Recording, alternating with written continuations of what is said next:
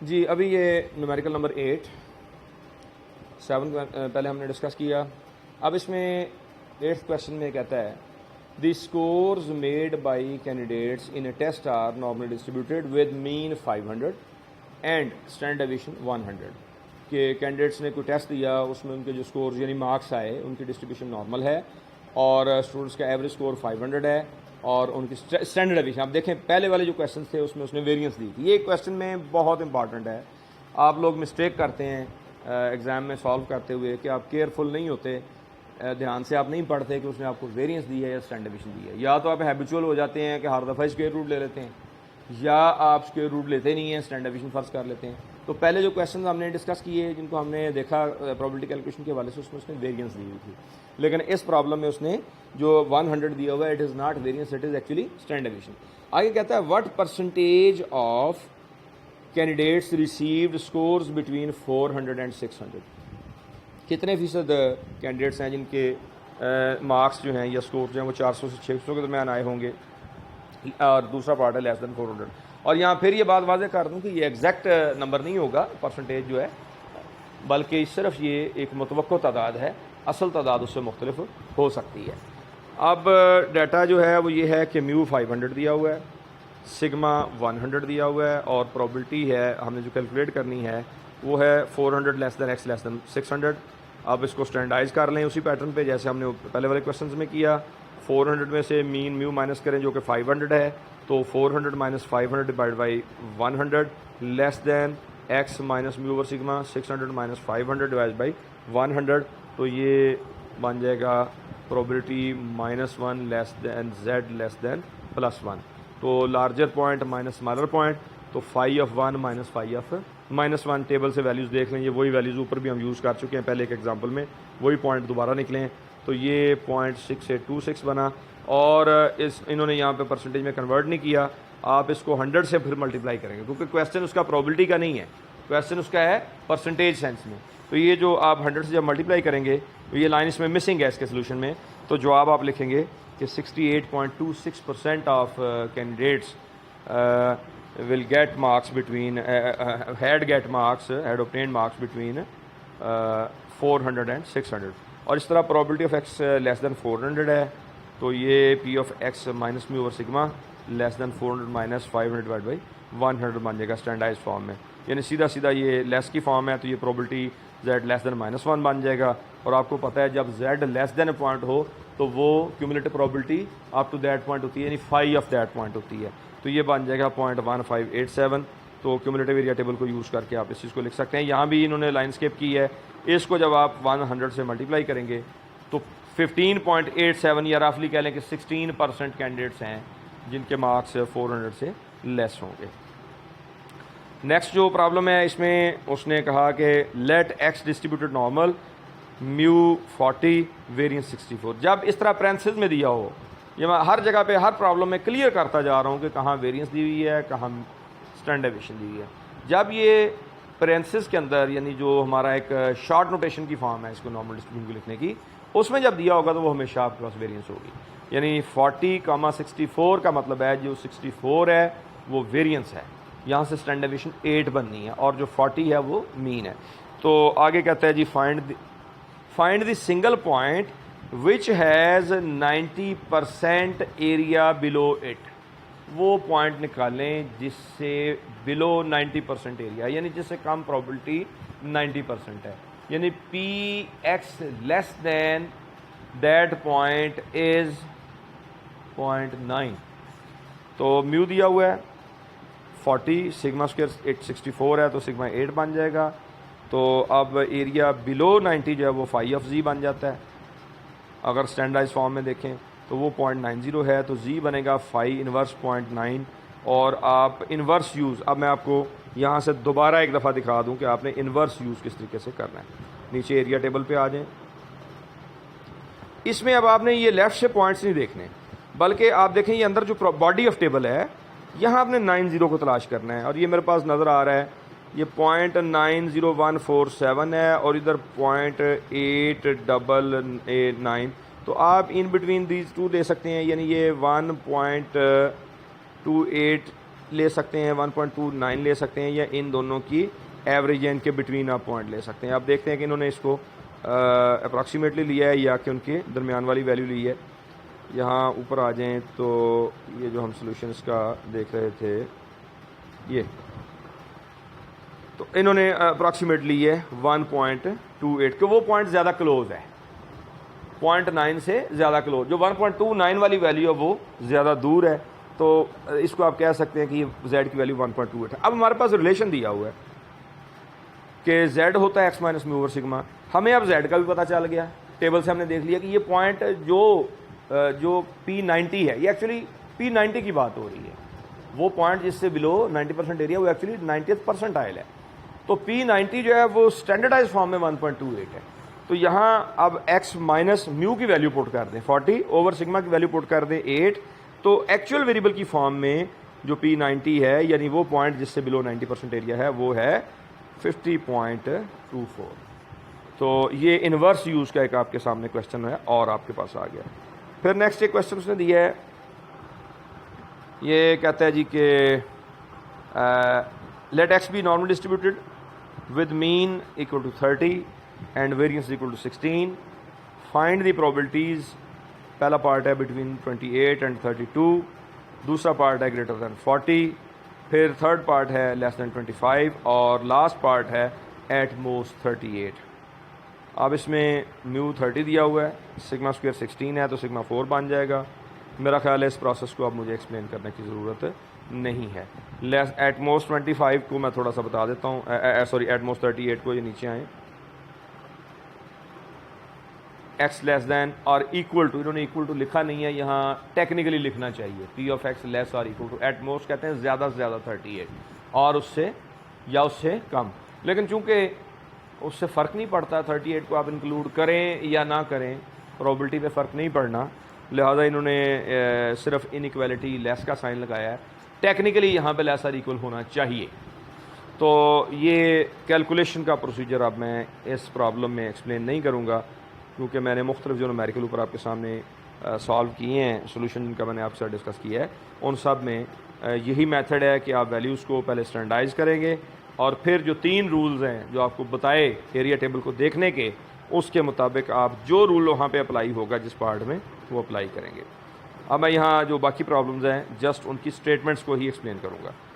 यहाँ इसने आपसे कहा, मेरा ख्याल है ये शायद मुझे थोड़ा सा बताना पड़े कि if X is normally distributed with mean 50 and variance sigma square, यानी वेरियंस नहीं पता हमें, मीन का पता है, variance due to some reason unknown है, हमें उसकी वैल्यू का इल्म नहीं है। तो कहता है, अगली बात वो कहता है कि जो प्रोबेबिलिटी एक्स लेस दैन 60.6 है, ये 0.983 है। ये हमें पता है कि इस पॉइंट से कम की प्रोबेबिलिटी जो है वो 0.983 है। आप सिग्मा बता दें कितना होगा।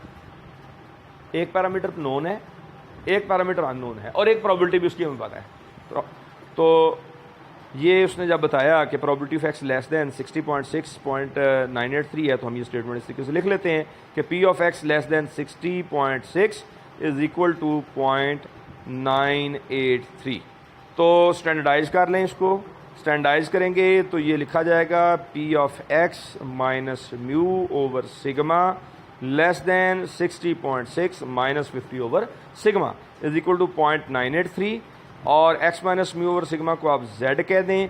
राइट पार्ट जो इनइक्वालिटी का है उसको सिंप्लीफाई करें तो ऊपर आ जाता है 10.6, denominator as it is sigma रहेगा, तो ये बन गया इक्वल टू 0.983। आपको पता है जब z less than a given point होता है तो ये actually phi of that point होता है, तो ये बन गया phi of 10.6 by sigma equal to 0.983 और इनवर्स फंक्शन जब आप यूज़ करेंगे तो 10.6 ओवर सिग्मा बनेगा फाई इनवर्स ऑफ 0.983।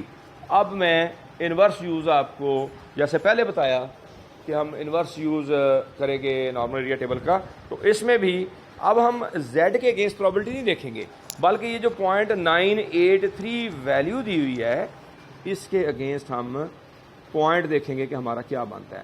तो मैं उस दोबारा उसी एरिया टेबल पे जा रहा हूँ 0.985434, हाँ जी ये देखिए एग्जैक्ट मिल गई हमें, ये 2.1 वाली रो में, ये थोड़ा सा इसको मैं जूम कर दूँ, ये देखें 2.1 वाली रो में पहला, दूसरा, तीसरा कॉलम, या तीसरे कॉलम में देखें आपको 0.983 मिल गया। अब आप ऊपर जाएं ज़रा, सेकंड डेसिमल प्लेस जो है ये 02 है, यानी कौन सा ये पॉइंट आपके पास बन रहा है 2.12।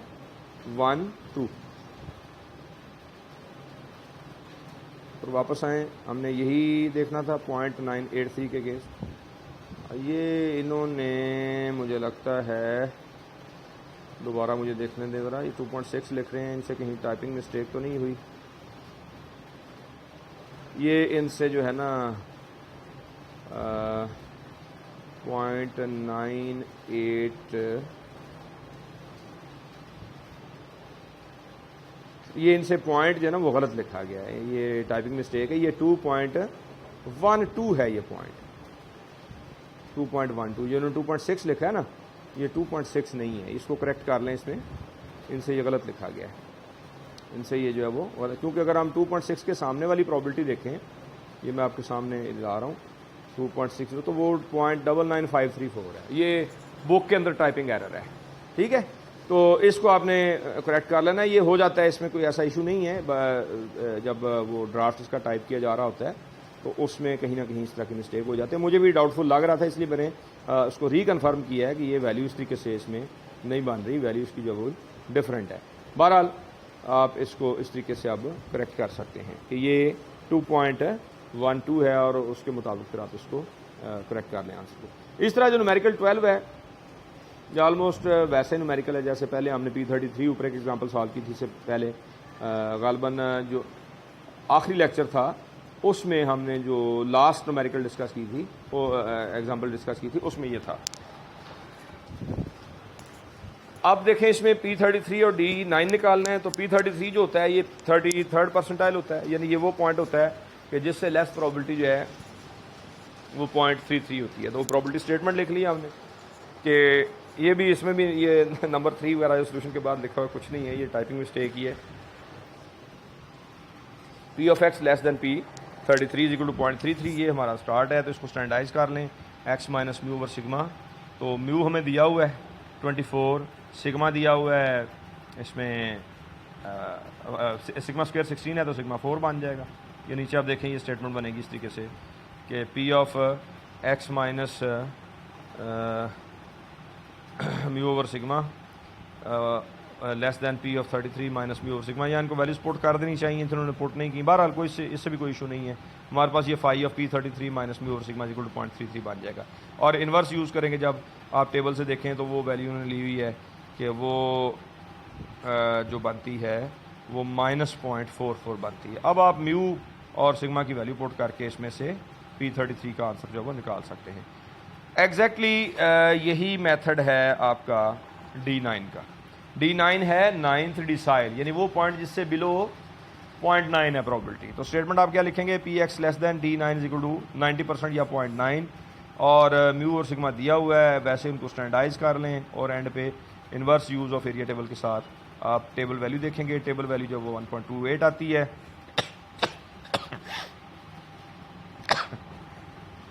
और D9 की वैल्यू जो 29.12 आ जाती है। नेक्स्ट जो न्यूमेरिकल दिया हुआ है उसमें probability of x greater than 50 कही, वो कैलकुलेट कर लें। अब ये मैं नहीं इसमें डिस्कस करूँगा, सिमिलर क्वेश्चन है, बहुत से हो गए इस तरह के। ये भी ऊपर इस तरह का हो चुका क्वेश्चन। 15 जो है सिग्मा, सिमिलर एग्जांपल ऊपर डिस्कस हो गई। In a normal distribution, mean is equal to 50, variance is 100, find area below 44, above 37.2, between 29 and 53. तो ये भी वही चीज़ है, x less than 44, x greater than 37, और x बिटवीन 29 एंड 53। अब मेरे ख्याल में अब इसमें कोई कन्फ्यूजन नहीं रह गई। तो मैंने कोशिश की है इन 4-5 लेक्चर्स में, लगभग 5 लेक्चर्स के बने, कि जितनी डिटेल से बग़ैर मैथमेटिकल बैकग्राउंड में जाए, जो बेसिक थ्योरी है इसकी नॉर्मल डिस्ट्रीब्यूशन की, वो मैं आपको समझा दूँ, और इसकी एप्लीकेशंस जो हैं वो डिफरेंट प्रॉब्लम सॉल्व करने के लिए किस तरह से की जाती हैं, वो मैंने सारी की सारी इसमें आपको समझाने की कोशिश की है। तो नेक्स्ट मैं कोशिश करता हूँ कि इसी लेक्चर के साथ आपको न्यूमेरिकल्स भेज दूँ, या हो सकता है मैं अलहदा से उनको अपलोड करूँ। नेक्स्ट जो हमारा अब टॉपिक होगा, आई थिंक 3 से 4 लेक्चर्स में कवर हो जाएगा, और उनमें ये एक नॉर्मल का और ये जो रिग्रेशन कोरिलेशन वाला वो रिग्रेशन एंड कोरिलेशन एनालिसिस है, इनमें से हमेशा क्वेश्चन आता है। शायद ही कोई पेपर हो जिसमें नॉर्मल में से सवाल ना आए और रिग्रेशन एंड कोरिलेशन में से सवाल ना आए, लाजमी आता है। और जो डिस्क्रीट डिस्ट्रीब्यूशन पढ़ाई है उनमें बायनोमियल, पॉइसन और हाइपरज्योमेट्रिक, ये ज़्यादा इंपॉर्टेंट है, ज़्यादा इम्कान इन तीनों में से आने का होता है। कभी कभार ज्योमेट्रिक में और नेगेटिव बायनोमियल में से भी न्यूमेरिकल आ जाता है। बेसिक प्रोबेबिलिटी का उसकी प्रैक्टिस होनी चाहिए। सम टाइम्स जो है वो उनमें से भी कोई 2-3 नंबर का छोटा सा न्यूमेरिकल पेपर में आ सकता है। तो ये अब आपका जो मेजर पार्ट है वो कवर हो चुका है, और ये ज़्यादा डिफिकल्ट पोर्शन था प्रोबेबिलिटी का, थोड़ा सा कंसेप्ट और अपनी लॉजिक के अतबार से डिस्क्रिप्टिव स्टडी से डिफरेंट है। अब जो हम पढ़ेंगे नेक्स्ट वो रिग्रेशन एंड कोरिलेशन एनालिसिस है। अब तक हम एक ही वेरिएबल को डिस्कस करते हैं, सिंगल वेरिएबल को डील किया है। सिर्फ हमने एक बाइवेरिएंट फ्रीक्वेंसी डिस्ट्रीब्यूशन बनाई थी शुरू में, दो वेरिएबल्स को लेके। अब हम बाकायदा 2 वेरिएबल्स को डील करेंगे कि 2 वेरिएबल्स का एनालिसिस किस तरीके से करना है, 2 वेरिएबल्स के दरमियान रिलेशन है तो उसको किस तरह से असेस करना है। एक्चुअली रियल लाइफ में हमारे पास सिंगल वेरिएबल की स्टडी नहीं होती। अमूमन हम 2 और मोर वेरिएबल यानी एक सेट ऑफ वेरिएबल पे काम कर रहे होते हैं, और उनमें वेरिएबल्स आपस में लिंक्ड होते हैं, एक दूसरे पे डिपेंड कर रहे होते हैं, एक दूसरे के साथ एक दूसरे की वजह से वेरी कर रहे होते हैं।